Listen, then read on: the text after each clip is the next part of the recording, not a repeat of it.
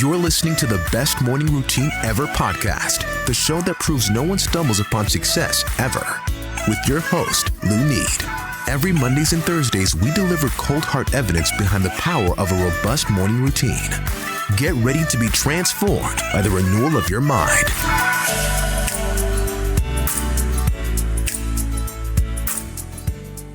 Hello, morning enthusiasts. Welcome to the Best Morning Routine Ever podcast. I am your host, Lunid Lewis, and I am thrilled and excited and, of course, happy to be here because I have one of a kind coming to the show right now.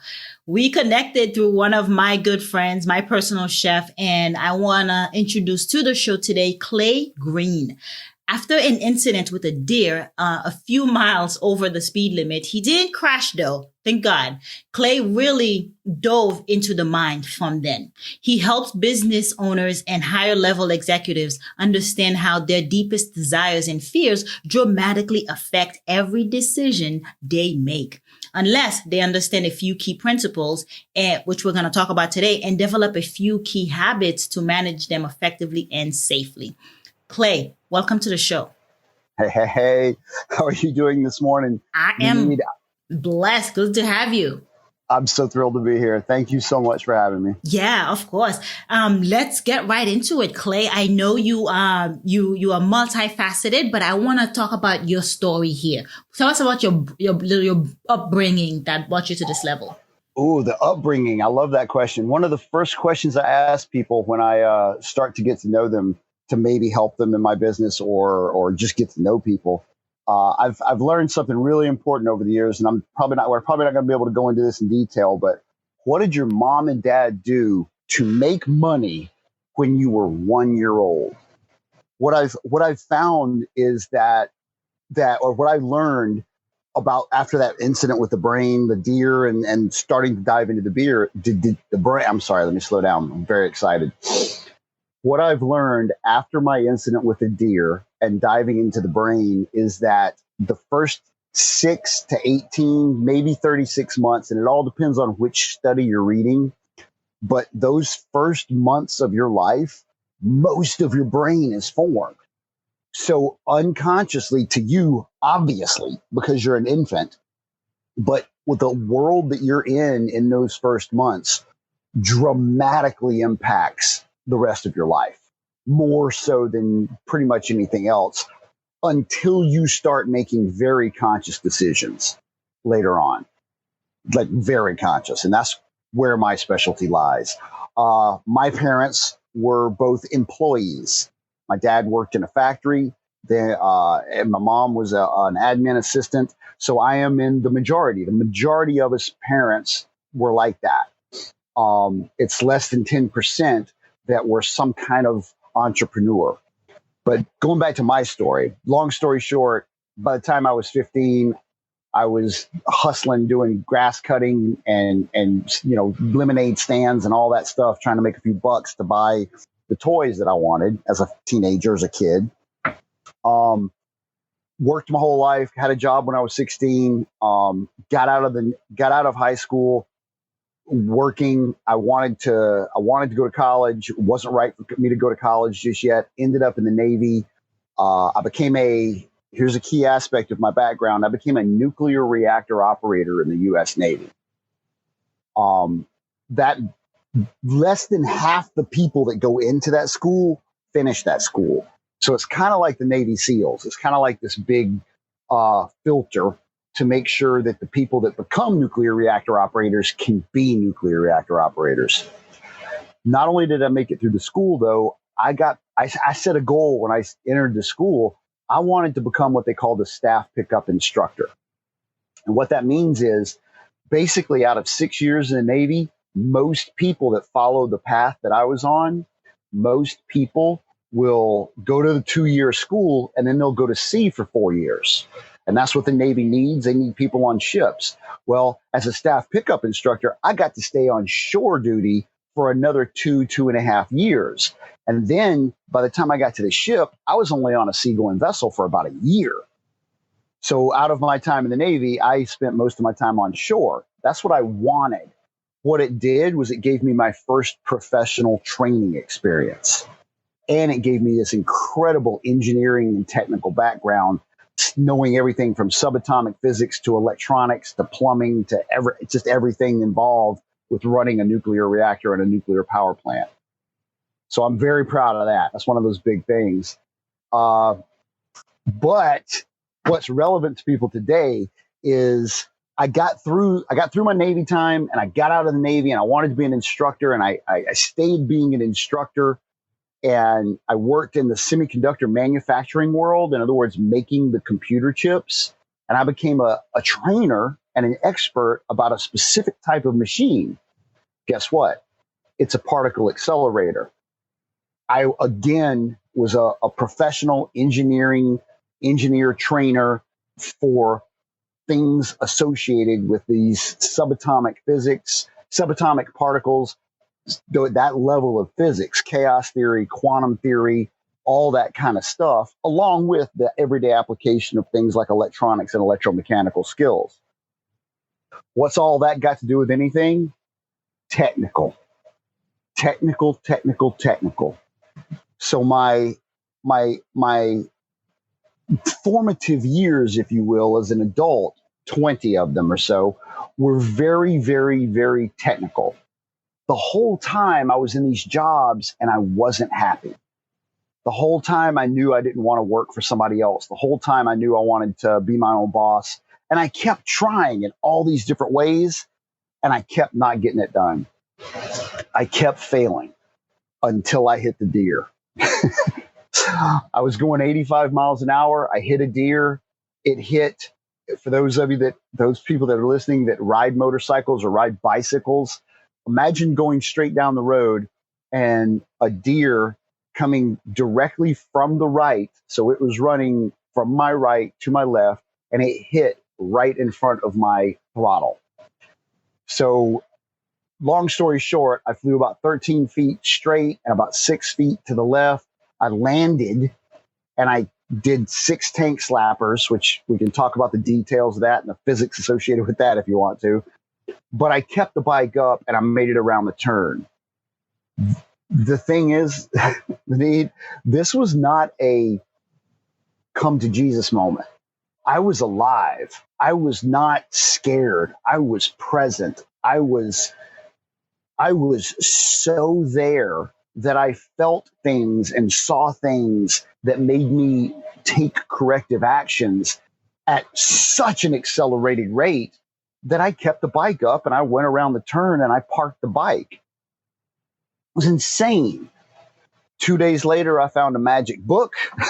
That's usually the way it works, right? Yeah. Awakening. The book. Well, the book. I don't know if this was the awakening yet. The book was called The Rise of Superman, and this is what I teach now. The Rise of Superman connects extreme athlete performance to the mind stuff that's going on, and it's called the state of flow. And the state of flow is a medical, biophysical, a physical condition in your body and in your brain, a balance of chemicals, if you will, where you are performing at your highest level. And you are, yeah. So I learned how what happened to me on the deer was an externally motivated. In other words, I was already in a state of flow because I was on the bike and I was having a great time and I was very focused. But when that deer came out of the woods on the right and hit me, it smacked me into a deep, deep, deep life and death state of flow. And my brain chemistry changed instantly. And all of a sudden, I was operating like a god. I was like, there's nothing I can't do. If I wanted to, I could have flown in those moments. Arguably, I did. Because I literally controlled and I literally managed what happened for that, half a second. And the cool thing is we've all experienced that. So long story short, let me keep going to get to the habits. Basically, I've learned how to, and for the last 5, 6 years, 7 years now, I've been teaching people how to establish morning routines, evening routines, and work session start or launch and work session landing routines that manage flow states. You get to choose, okay, for my first hour of work, I want to be at about a flow depth or flow state level 4. My second hour of work is this interview and I want to be at a 9. Then my third hour, I want to be at a 7 because I know what tasks those are going to be. And you can choose and you can manage your day and you can go into a state of flow and perform at those quote unquote Superman levels or Supergirl, Superwoman levels at will, safely. And that's what I've been doing for the last 6 or 7 years. And I'm very excited about it. My clients love it. That's interesting. Very, very fascinating background to actually leading you here. It's amazing. I love it. I'm thankful. Yeah, it flows. And what you were saying about the brain is being formed between the ages of 0 to 5 years old for the child, and it's been proven by study, right? Because babies live at the alpha state, right? The alpha state where they are unconscious and they are just designed to download data. Programming, right? So they have to learn a new language. They have to learn to speak. They learn how to walk, just learn about this new world. So there is no judgment here. There's no, I'm going to pick this. I'm going to dismiss that. It's just a matter of download all kind of information and sometimes all kind of program because they're now into a new society. They have to fit in by nature. And this state of mind, really, like I said, they don't get to pick and choose what they learn. And a lot of the times they pick up some bad things. I say there is no good, there is no bad, there just is. Because that's where in my mind, in my experience, that's where the power is. We all have good and bad, quote unquote, experiences in our lives. But the reality is they've all led us to here. True. And without that bad experience of that deer, without that bad experience of that divorce that I went through, I wouldn't be the wonderful, loving flow expert that I am now. Right. For example. Yeah. So it's the power of when, and it's the programs sometimes that we pick up, they're self-sabotaging and they don't serve us anymore. So that's where the reprogramming has to take place. So my biggest message to everyone in the world is awareness. Grow your awareness, because that's where you become aware of what the quote unquote, I'm not going to use the word bad. I'm going to try to minimize that. It's the undesired that's where you can start becoming aware of your programming that is generating the undesired results in your life. Yes. And we have a lot of ants, right? Automated negative thoughts that just flows there on repeat. So how does one go about growing their awareness? 3 habits. And of those 3 habits, there's one that is mandatory. It's very interesting that about the same time that I hit the deer, I was in a entrepreneurial class. It was a 6-month long class. And I think I had just started, or I was 2 or 3 months into it. And it was teaching you how to build a certain kind of business. And there was mentors associated with it. And one of those mentors was working with me. And this was a few months later after I'd hit the deer. And I was still trying to build that type of business. I'm not trying to build that business anymore. But he basically taught me the power of meditation. He completely changed my life by challenging me to try an exercise, for a certain number of times a day, for a certain amount of time. He said, try this. We talked about it for about 3 or 4 hours, developed one personalized exercise for me that I could do. And so I'm not saying, hey, go meditate for 3 hours. That's not what I'm saying right now. You have to find what works for you. But that awareness, finding what works for you, and the dramatic shift in your ability to be aware of how you are affecting your outside world changes everything. It's just, but because you become aware of what up until that point has been what you call an automatic negative thought. But the thing is, it's not even a thought. The things that I help people deal with are the things they're not thinking yet. You have to become aware of that deeply embedded subconscious programming so that you can then change it. Does that make sense? Yeah, perfect sense. Please go on. What's the other two? Well, let's do it this way. Have you ever heard of Tim Ferriss? You know who Tim Ferriss is, right? Of course. Okay. Have you heard of his book, Tools of Titans? I have it in my collection, yes. One of my favorite moments, and it came out several years ago, and one of my favorite things I've experienced was his when he was out promoting that book, he did a lot of interviews, and it's basically, if you're not familiar, this book is a culmination of over 200 of his interviews of the world's best at a variety of things, and he culminates it and catalogs it in such an effective way in this book that it's not a book. You can't read this thing front to back. It's like you take it down off the shelf about once a month, you read about 5 to 10 pages, and then you put it back on the shelf and you try to implement one thing that you just read. That's the best way to use that book. And it's a massive book, so you'll be at it for a year or so. If you read 5 pages a month it'll be years, multiple years. That book is huge. Yep. But when he was promoting it, he would do these interviews and people would be like, okay, Tim, here's all this expertise. Here's all this wisdom. Tell us the most important thing that you learned from building this book and doing all these interviews.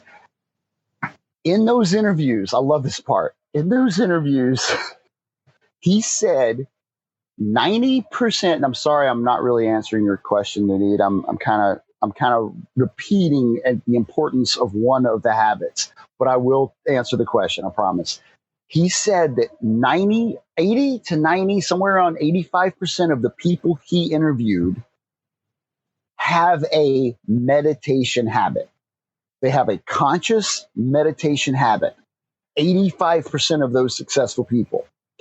I was like, well, dang, that tells everybody in the world right there, hey, meditation is important. I'm not going to have any more problems telling people they need to meditate, which, in case you're wondering, that is my biggest message. Okay. And it's guess what? It's still a challenge, even though we know, and this is the thing, I knew before I started meditating every day, I knew I needed to meditate every day. Did I meditate every day?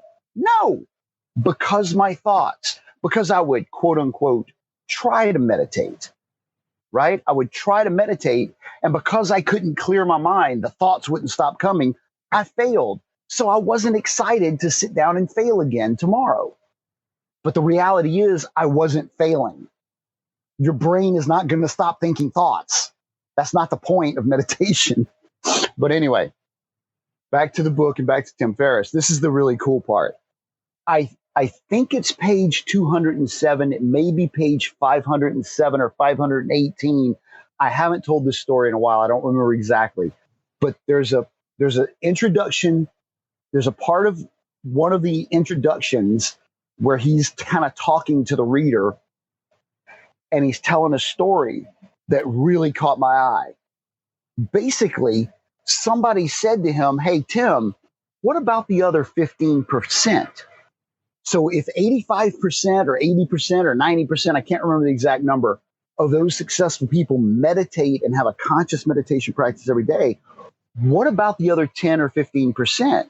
And he said, oh, all of them have some other kind of mindfulness practice.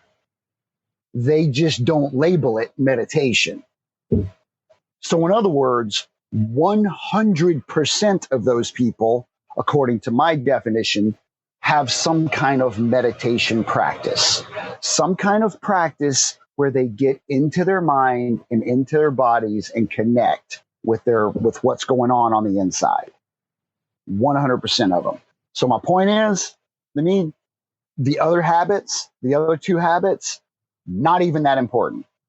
Like, they're important, but if you can't get the meditation done, get help. There is an infinite supply. YouTube, your app store, me, Lunid. We will, I don't know, I'm offering you up there, Lunid, maybe not, but there is an infinite supply of people that can help you learn about meditation. Yeah. Learn about meditation and find your path through meditation. Absolutely. Well put, because I have an app that is, it's called Hit Savers. And one of them is meditation, the silence part. How do you quiet your mind? How do you connect within? There you go. So yeah, it's imperative. Of course, yeah, available to teach. And I do on the podcast, and I have people like you that come in and just break it down to the minute detail, right? Well, the importance of it. We forget. Yes. It's vital. Yeah. And there's no here's how to meditate. This is the only way to meditate. Like, I'm that guy that can't follow one practice. If I do one thing for too long, I get bored really quick and I stop doing it. So I have to change up my routine. I have to do different styles of meditation, different schools, if you will. So it's like, yeah, I keep learning new things. So I want to make one clear distinction real quick. All three of these habits that I'm going to share, it's not about doing the habit. It's about growing the habit. So you don't meditate, but you grow your meditation practice. Every day I do something that I can look at and say, you know what? I did that different today than I did yesterday. I'm changing something. I'm growing my meditation practice. Does that make sense? It does. Yeah. Okay. All right. So the other two habits are very similar to meditation in that you can't do the same thing all the time. And there is an infinite number of ways to build and grow these practices. The other two practices are journaling, which also just happens to be one of Tim Ferriss's top 3 must-do habits. And journaling is a form of meditation in itself. It definitely is. It is. When you're writing, you are focusing your mind. Mm-hmm. And that is a mind exercise. Yes, I agree 100%. Clay, I want to shift gears because you mentioned earlier you will help people identify their state of flow, what kind of level that flow should be, right? When to be proactive, when to be more productive. And as you were saying that, I was thinking about the book, The Power of When. Right? I love that book. Yeah. Talked about the chronotypes and the best times in the morning, depending on what your sleep cycle should be like and when you're most productive. Tell us about how do you help people establish that state of flow? It's interesting. I've not met many people that have read that book before I suggested it. That book is one of those change your life books. And when I read it and I integrated that into my flow training, it changed everybody's life. Everybody that touches that book is like, okay, I need to revamp things. To answer your question, how I teach people about flow, I have there's 2 ways. There's one-on-one, and I have a 12-week course that I do in small group. I teach people to enter and exit the state of flow multiple times a day on demand safely. Let's put it this way. The first thing that you're going to learn in my training is there's 4 stages of flow.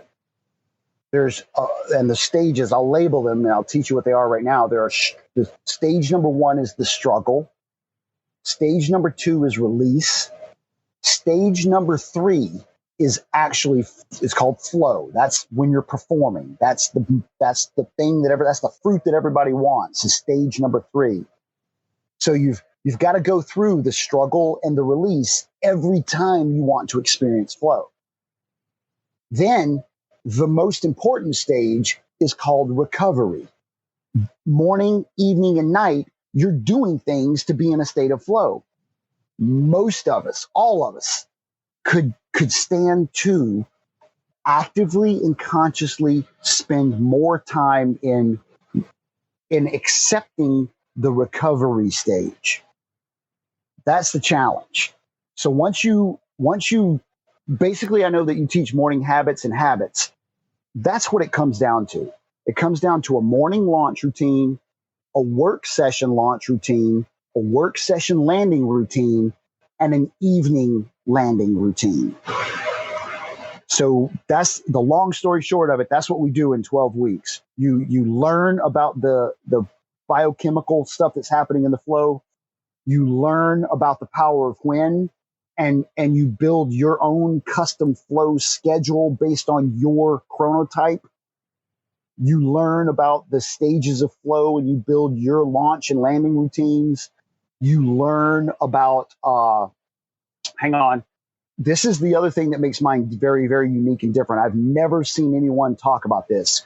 You learn how to build your own flow measurement scale, and you learn how to control what depth or how deep into the state of flow you choose to go in different activities and different times of your day.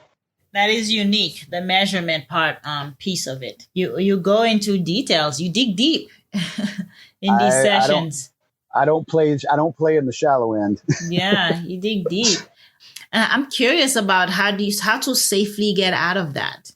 How do you safely recover from flow? Are you married, Lunid? I will be in October, engaged. So you're engaged. When do you guys have your most arguments? Morning or evening? Midday. Midday. That's unusual. Another way I can ask this question is, when do you beat yourself up harder? In the morning or the evening? The morning. Really? Yeah. Are you a dolphin? I'm a lion. I'm a early riser. Okay. So you know why. Okay. So you're not one of the majority of people. Most people, what we're talking about for everybody that doesn't know, that book, The Power of When, that we were talking about a few minutes ago, it breaks it up into 4 different chronotypes. Dolphins, bears, lions, and wolves. Yes. Are the different chronotypes. And Lunid is a badass. She is naturally, genetically, one of the 10% of amazing people on this planet that are just incredible. She's one of those people you want to be more like. So listen to her. I'm a bear, so I have. My fiance is a bear. Go ahead. Yeah, I know about bears. I love it. So most of us and most everybody else, and I would even bet that if you really analyzed it, you would see this too about yourself. Even lions have this situation. When you wake up in the morning, you have a vat of energy stored up in your body from resting. Oh, yeah. And across the day, as your day goes on, that energy goes down, down, down, down, down. Yeah. While you're tired in the evening. Yep. Well, that energy reserve dramatically affects your willpower. So most people in the morning, they'll have a negative thought that might pop up, but in the morning, they have a lot of strength to say, you know what? Yeah, I was a jerk last night and I said something I shouldn't have said to my girlfriend, or I ate too much popcorn and tonight I'm going to try and do better. But right now I need to focus on work. I need to focus on my exercise. I need to do this. So they have a lot of willpower in the morning to recognize that negative thought and then shift that negative thought, shift their energy toward another direction.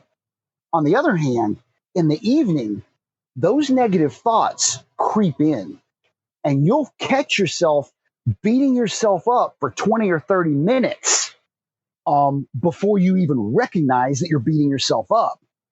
So that's one form of the recovery that we try to get rid of. Another piece of the recovery that we actively need to manage is this. We unconsciously simply want to be in flow state. So in a lot of ways in your evening, you are and I mean Lunid, and I mean everybody out there, you and me, you are probably doing things to put yourself in flow when it would be more beneficial to not go that deep into flow. Instead, feel those negative thoughts, believe it or not. So what do I mean? Most people go to work and they get into flow at work and they do their job like they do their job or their business. Then they come home. What do they do? They probably have some kind of hobby that they love doing. They might clean their golf clubs. They might clean their mountain bike. They might go for a ride or go play a round of golf. All four of those things are putting you into a state of flow. Maybe they come home, pop open the beers and sit down in front of the TV, turn on a cool action adventure movie, or worse, turn on the news. All those things are putting you into a state of flow. Maybe you open up a book that you're reading a series of, like Clancy or Game of Thrones or even personal development books. And it's a really good book, like The Power of When, and you're really excited about what you're reading about because it's teaching you stuff on how to be better, right, Lenny? Yeah. Guess what? You're putting yourself back into a state of flow instead of allowing yourself the recovery period. Recovery period is a period of time when your brain needs this time to recover. That's why it's called recovery. I want to get into your morning routine, Clay. Oh, okay. Tell me, how do you get up, dress up, and show up? Before I lift my head off the pillow, when my alarm goes off, I try to make my first conscious thought, what am I grateful for right now? Like, there's that moment before you're awake, right when you're coming out of sleep. As soon as I'm aware that I'm thinking, I try to ask myself, what am I thankful for? And then something, and you know what? It's always the pillow. And so I ask again, what are you thankful for? And it's always the blanket or the sheet. And then pretty soon it's the mattress, because I've got a really awesome mattress now. And then my girlfriend creeps into my consciousness, and then the bubble kind of starts to expand. And then by the time I've asked myself, what am I thankful for, laying there with my head still on the pillow 5, 7 times, something weird pops up. Like, I'm thankful for my turn signal on my truck. I'm like, what? Where did that come from? Right? Like, and then I'll think about it. And I'm like, okay, well, why am I thankful for that? And as I'm thinking about that, I go ahead and I start waking up. I'm exploring, well, where did that weird thing come from? And why am I thankful for that? Right? When my feet hit the floor, I reach down beside my bed and I grab my water bottle and I drink 20 ounces of water before I stand up. There's a lot of reasons to do that. Number one, it activates your core muscles, and I'm getting older, so activating core muscles. Then I get up and I go to the bathroom and I do my business in the bathroom. And then within 10 or 15 minutes of waking up, I'm on the floor in the middle of what I call stretching or yoga. I'm not going to say I'm doing yoga, because there's a whole lot of different kinds of yoga, and a whole lot of people have a lot of problems with the word yoga and the practice of yoga, possibly. But I'm stretching. I'm loosening my body up, and I'm also listening to a guided meditation. I spend somewhere between 15 and 85 to 90 minutes doing that, depending on the morning and what I've got lined up. Like this morning, I had an early morning interview, so I did a short stretch and meditation routine. At the end of that meditation routine, at the end of the stretching, I do a short meditation routine where I am in silent meditation for somewhere between 5 and 15 minutes.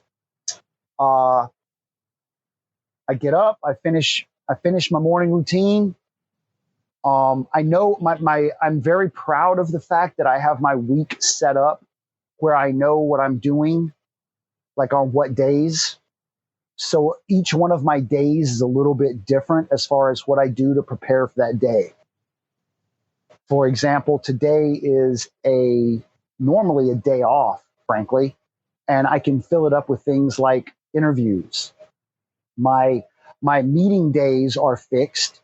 Tuesdays, Fridays, and Saturdays are days I serve my clients. So those morning routines, I am going deep on the gratitude practice and deep on the awareness. So the evenings before, I really focus on my recovery routine and getting to bed and getting sleep for, because my client days are really important. Today, and then we get into the unique flow launch routines for different levels that I need to be in flow for different activities. So they're slightly different depending on what I'm doing. Yeah, but it's encompassing of what is important, right? You keep the stretching in there, get the blood flow going. You keep the the meditation in there to that awareness, and then the journaling and that gratitude. It really grounds you to prime you for the day. Yes. And so that's fantastic. Clay, I want to please tell us, how can we connect with you? Great question. I am currently growing, and I'm changing how I'm going to be delivering things. So for now, my website, which I'm sure you're going to have a link to, is enthusiasticclay.com. Go there. I want to send you a link to provide to your listeners. They do not have, so that they don't have to opt in, because I've got a problem right now, and I'm not sure how to fix it. So I'm going to deliver my 3 Habits ebook for free to you and to your listeners.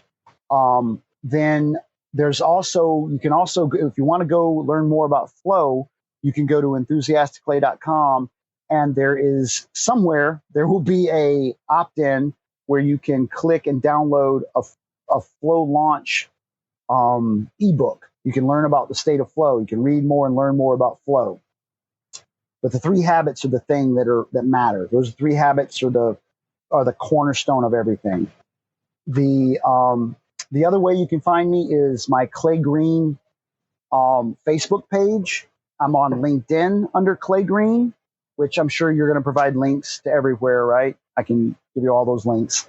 I am on Instagram, but I don't hang out there much.